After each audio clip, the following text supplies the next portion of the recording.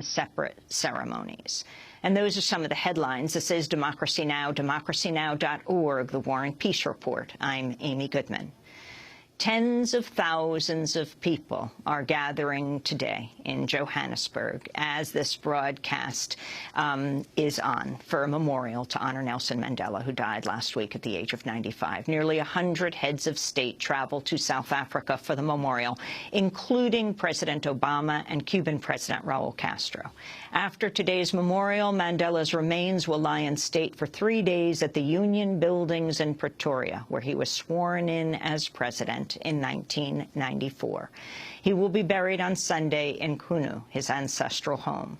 We begin today's broadcast with President Obama, who is the first world leader to address the memorial service at the soccer stadium in Soweto, paying tribute to Nelson Mandela. Mandela taught us the power of action, but he also taught us the power of ideas, the importance of reason and arguments, the need to study not only those who you agree with, but also those who you don't agree with. He understood that ideas cannot be contained by prison walls or extinguished by a sniper's bullet. He turned his trial into an indictment of apartheid because of his eloquence and his passion, but also because of his training as an advocate. He used decades of prison to sharpen his arguments, but also to spread his thirst for knowledge to others in the movement.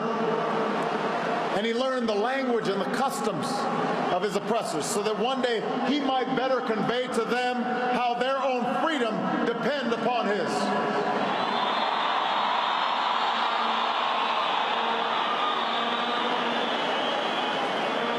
Mandela just demonstrated that action and ideas are not enough. No matter how right, they must also be chiseled in the law and institutions. He was practical, testing his beliefs against the hard surface of circumstance and history. On core principles, he was unyielding, which is why he could rebuff offers of unconditional release, reminding the apartheid regime that prisoners cannot enter into contracts. But as he showed in painstaking negotiations to transfer power and draft new laws, he was not afraid to compromise for the sake of a larger goal.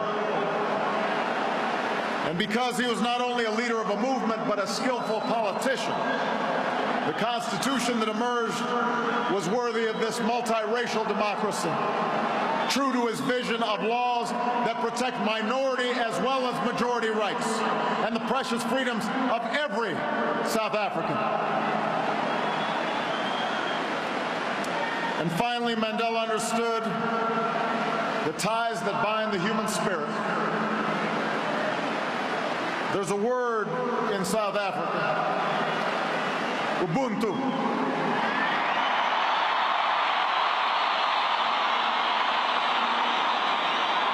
A word that captures Mandela's greatest gift. His recognition that we are all bound together in ways that are invisible to the eye. That there's a oneness to humanity. That we achieve ourselves by sharing ourselves with others and caring for those around us. We can never know how much of this sense was innate in him or how much was shaped in a dark and solitary cell. But we remember the gestures, large and small, introducing his jailers as honored guests at his inauguration, taking a pitch in a Springbok uniform, turning his family's heartbreak into a call to confront HIV/AIDS that revealed the depths of his empathy and his understanding. He not only embodied Ubuntu, he taught millions to find that truth within themselves. It took a man like Madiba to free not just the prisoner, but the jailer as well. To show that you must trust others so that they may trust you. To teach that reconciliation is not a matter of ignoring a cruel past, but a means of confronting it with inclusion and generosity and truth. He changed laws, but he also changed hearts. For the people of South Africa, for those he inspired around the globe, Madiba's passing is rightly a time of mourning and a time to celebrate a heroic life. But I believe it should also prompt in each of us a time for self-reflection. With honesty, regardless of our station or our circumstance, we must ask, how well have I applied his lessons in my own life?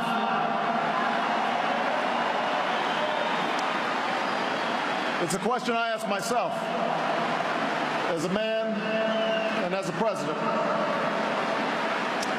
We know that, like South Africa, the United States had to overcome centuries of racial subjugation. As was true here, it took sacrifice, the sacrifices of countless people, known and unknown, to see the dawn of a new day. Michelle and I are beneficiaries of that struggle.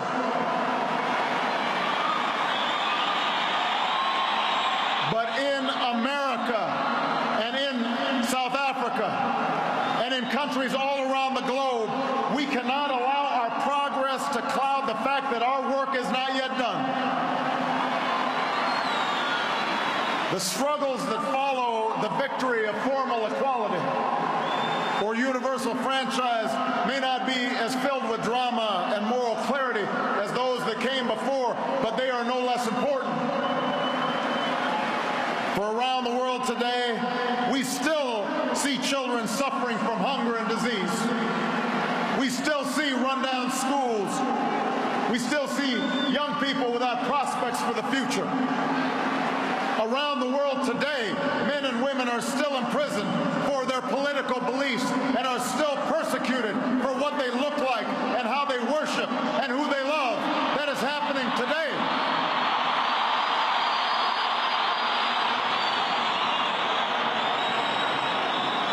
And so we too must act on behalf of justice.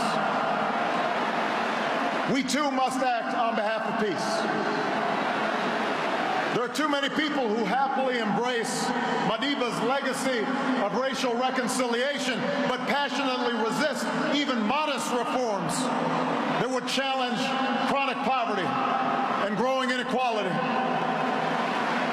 There are too many leaders who claim solidarity with Madiba's struggle for freedom, but do not tolerate dissent from their own people.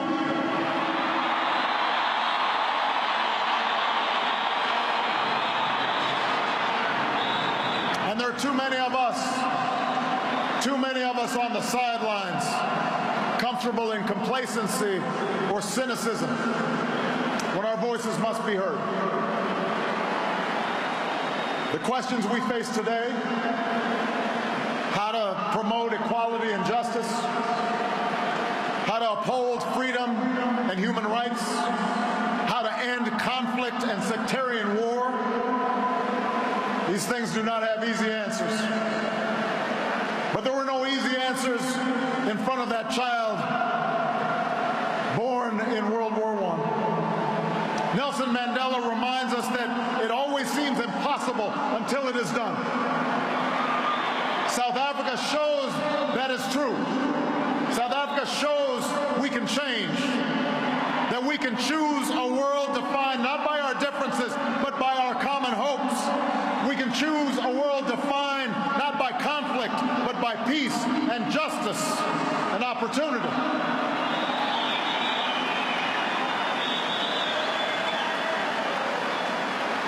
We will never see the likes of Nelson Mandela again. But let me say to the young people of Africa and the young people around the world, you too can make his life work your own. Over 30 years ago, while still a student, I learned of Nelson Mandela and and the struggles taking place in this beautiful land.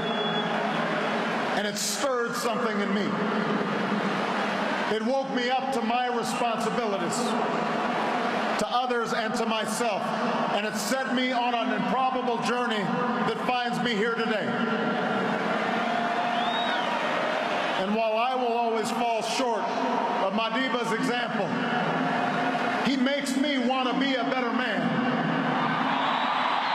He speaks to what's best inside us.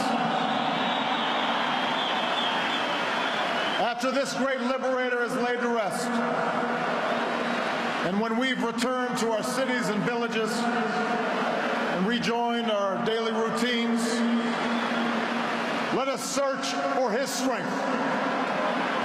Let us search for his largeness of spirit somewhere inside of ourselves. And when the night grows dark, when injustice weighs heavy on our hearts, when our best laid plans seem beyond our reach, let us think of Madiba and the words that brought him comfort within the four walls of his cell. It matters not how straight the gate, how charged the punishment, the scroll. I am the master of my fate. I am the captain of my soul. What a magnificent soul it was. We will miss him deeply. May God bless the memory of Nelson Mandela. May God bless the people of South Africa. President Barack Obama, the first world leader to speak at the Nelson Mandela Memorial in the Soweto Soccer Stadium just outside Johannesburg. Coming up, we'll hear the speeches of Brazilian President Dilma Rousseff, of Cuban President Raul Castro. And on this day that the Nobel Peace Prize was handed out in Oslo, we'll hear from a previous Nobel Peace Laureate, South African Archbishop Desmond Tutu. Stay with us. I'm Amy Goodman. Thanks so much for watching this report from Democracy Now!, your daily independent global grassroots news hour. We don't accept advertising or corporate funding, but rather rely on donations from viewers like you. Please make your contribution by visiting democracynow.org today. We need your support today to keep bringing you this hard-hitting, in-depth reporting.